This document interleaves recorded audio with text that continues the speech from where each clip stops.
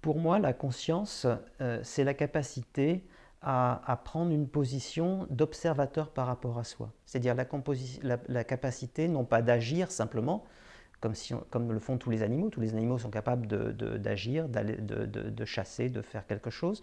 Mais nous, on a la capacité de réfléchir à ce qu'on fait. Et ça, c'est quelque chose qui est unique. Et c'est à ce moment-là qu'on prend conscience des choses.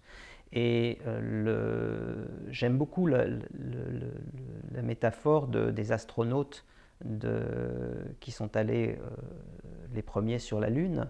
Et une des choses principales qu'ils disent quand ils sont revenus, c'est en voyant la Terre de loin, on a pris conscience de ce qu'elle était petite. Mais c'est pareil pour nous. Si on prend un peu de recul par rapport à nous, on peut prendre conscience de notre façon d'agir par rapport au monde et de ce qui est en jeu dans notre façon d'agir.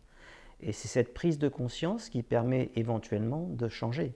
Si je prends conscience que j'agis dans ma prise de pouvoir, par exemple, à travers certaines croyances qui sont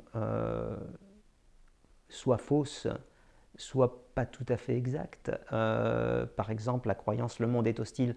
Non, c'est pas le monde qui est hostile. Dans le monde, il y a des gens hostiles, mais il y a aussi des gens